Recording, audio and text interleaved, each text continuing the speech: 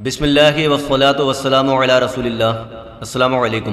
دعوت فکر و عمل کے ساتھ میں ہوں سہیل احمد صدیقی۔ سورہ نساء کی آیت نمبر 31 کا مفہوم ہے، اگر تم کبیرہ گناہوں سے اجتناب کرو گے تو اس کے صلے میں ہم تمہارے صغیرہ گناہوں کو معاف کر دیں گے۔ یوں تو گناہ کبیرہ کی کوئی باقاعدہ تعریف قرآن مجید یا سنت مبارکہ سے نہیں ملتی، مگر مفسرین اور محدثین نے اس بارے میں تحقیق کی اور پوری کتابیں تصنیف فرمائیں۔ دلائل اور آراء کا خلاصہ یہ ہے کہ جس گناہ پر عذاب کی وعید آئی اسے لعنت اور اللہ تعالیٰ کے غضب کا سبب قرار دیا گیا ہو، وہ گناہ کبیرہ ہے۔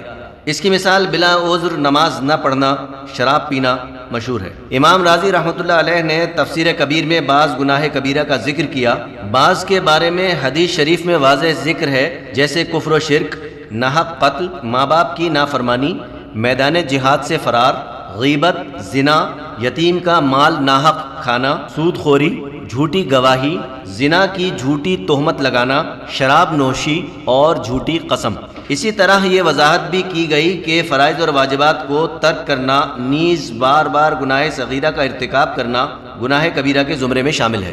جب گناہ کی بات ہو تو ہم ایک لفظ سنتے ہیں، فواحش۔ فحش کے معنی ہے گناہ کا حد سے بڑھ جانا، فاحش کے معنی ہے حد سے تجاوز کرنے والا۔ فاحشہ بے حیائی کے معنوں میں استعمال ہوتا ہے، اس کا مطلب ہے قبیح بات، معیوب کام، کسی چیز کا برائی میں حد سے بڑھ جانا جس کی انتہا زنا ہے۔ امام قرطبی کے قول کے مطابق جب یہ لفظ قرآن مجید میں بطور اسم معرفہ یعنی پراپر ناؤن آتا ہے تو اس کا مفہوم زنا اور لواطت ہے۔ جب یہی لفظ بطور اسم نکرہ یعنی کامن ناؤن آتا ہے تو اس سے مراد ہے میاں بیوی کی کشیدگی، خاوند کی حکم عدولی، نافرمانی۔ فواحش جمع کا صیغہ ہے۔ جب آسان لفظوں میں تشریح کی جائے تو معلوم ہوگا کہ وہ سارے گناہ اس اصطلاح میں شامل ہیں جن میں شرعی حدود سے تجاوز کیا گیا ہو۔ قرآن مجید میں مختلف مقامات خصوصاً سورہ نساء، سورہ نور، سورہ اعراف میں اس ضمن میں احکام شامل کیے گئے۔ قرآن حکیم کے ارشادات کی وضاحت حدیث شریف میں کی گئی ہے۔ اگر گناہ کبیرہ کی فہرست پر نظر ڈالیں تو پتہ چلے گا کہ آج ہمارے معاشرے میں تقریباً تمام گناہ عام ہو گئے ہیں۔ ہم میں سے کتنے ہی لوگ بغیر کسی شرعی عذر کے نماز نہیں پڑھتے، ہم والدین اور بزرگوں کی نافرمانی میں بے باک ہیں، غیبت بڑے شوق سے کرتے ہیں، تہمت اور جھوٹی قسم نیز جھوٹی گواہی کا رواج عام ہے، بیویاں عام طور پر شوہروں کی نافرمانی بلا خوف کرتی ہیں، چوری، ڈاکہ، رہزنی اس قدر عام ہے کہ ہماری زندگی کا معمول لگتا ہے۔ کفر تو خیر نہیں، شرک کی بعض شکلیں موجود ہیں، اور اس سے بڑھ کر آزاد خیالی نے ہمیں وہاں تک پہنچا دیا کہ قرآن و حدیث کی باقاعدہ تعلیم حاصل کیے بغیر ہی ہر معاملے میں اپنی من پسند تعبیر، تفسیر یا تو از خود کر لیتے ہیں یا ایسے کسی نام نہاد عالم نما جاہل سے فتویٰ لیتے ہیں جسے علم القرآن تو کجا بنیادی عربی بھی نہ آتی ہو، اور جب کوئی مسئلہ پوچھا جائے تو بجائے اللہ کے نام سے آغاز کرنے کے منہ پھاڑ کے کہہ دے میں یہ سمجھتا ہوں کہ فلاں چیز قرآن و سنت کے مطابق ہے اس لیے جائز ہے یا ناجائز ہے۔ ایسے لوگ جو بغیر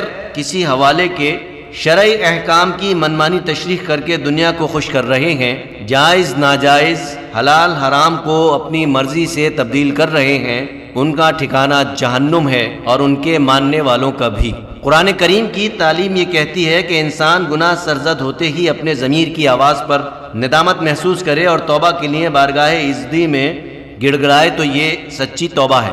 رب رحیم سے اس کی قبولیت کی توقع کی جا سکتی ہے، مگر جو شخص مسلسل گناہ پر گناہ کرتا چلا جائے، کسی بھی مرحلے پر احساس جرم یا احساس ندامت اسے توبہ کی طرف راغب نہ کرے، اس کے بچنے کی امید کم ہے۔ انسان موت سے پہلے سچی توبہ کر لے تو رحمت خداوندی سے بخشش کی امید بھی کر سکتا ہے، ورنہ انا پرستوں کے سب سے بڑے نام فرعون کا حشر یاد رکھے کہ جب موت نے اسے آ لیا، حالت نزا میں موت سے بچنے کے لیے کہنے لگا میں موسیٰ اور ہارون کے رب پر ایمان لاتا ہوں۔ اللہ تعالیٰ نے اس کا ایمان قبول نہیں کیا۔ غور طلب بات یہ ہے کہ اس نے یہ نہیں کہا کہ میں اپنے دعوی خدائی سے توبہ کرتا ہوں اور اے اللہ تجھ پر ایمان لاتا ہوں۔ یہاں بھی انا نے اس کے منہ سے یہی نکلوایا کہ حضرت موسیٰ علیہ السلام اور حضرت ہارون علیہ السلام جس رب کو مانتے ہیں وہ اب اسے ماننے کو تیار ہے۔ رمضان شریف ہمارے لیے خصوصی پیکج لے کر آتا ہے، ہمیں یہ موقع فراہم کرتا ہے کہ ہم ہر طرح کے گناہوں سے سچی توبہ کر لیں اور دوبارہ ان کے قریب نہ جائیں۔ اگر ہم روزے کی حالت میں بھی مختلف قسم کے گناہ کرتے رہیں تو پھر ہمیں رحمت الہی کی امید نہیں کرنی چاہیے۔ اللہ تعالی ہمیں عمل کی توفیق اور تلقین عطا فرمائے۔ آمین۔ حاضرین اگر کوئی سوال کرنا چاہیں تو میں حاضر ہوں۔ سہیل صاحب میرا آپ سے یہ سوال ہے کہ فواحش سے کیا مراد ہے؟ فواحش سے مراد ہے بے حیائی اور مختلف قسم کے گناہ کبیرہ۔